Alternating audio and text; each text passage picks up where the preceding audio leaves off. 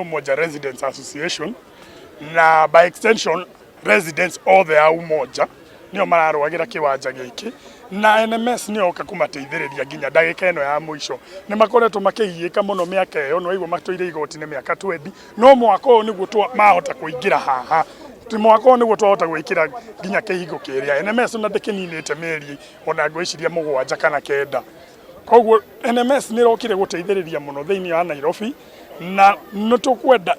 kamwira miaka iri tu NMS yetu miaka iri kamwira marikite miaka yao iri nigetha riria gugakinya ihinda ria kwariria andu kumoria kana makwenda NMS thie na mbere ikorwo irutire andu othe wira o handu o mundu akaigwa ni arutire wira na andu a Umoja muno mwena Umoja tu makwenda mateithio haha na kiwanja giki.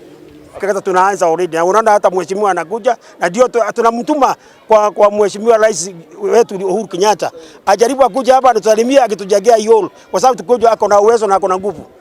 By virtue of having some weird people in the community, it was once sold to a church, Redeemed Gospel Church.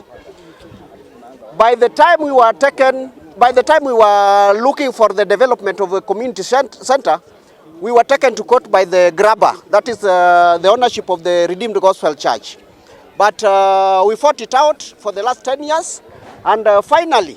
we went to the National Land Commission. They recommended revocation of the title. Finally managed, and now we can celebrate having one of the grabbed public utility as a social hall. Our preparation for the Nairobi County is working on the architectural design and the BQs. Thereafter, through the help of our incoming MP, we'll go to our president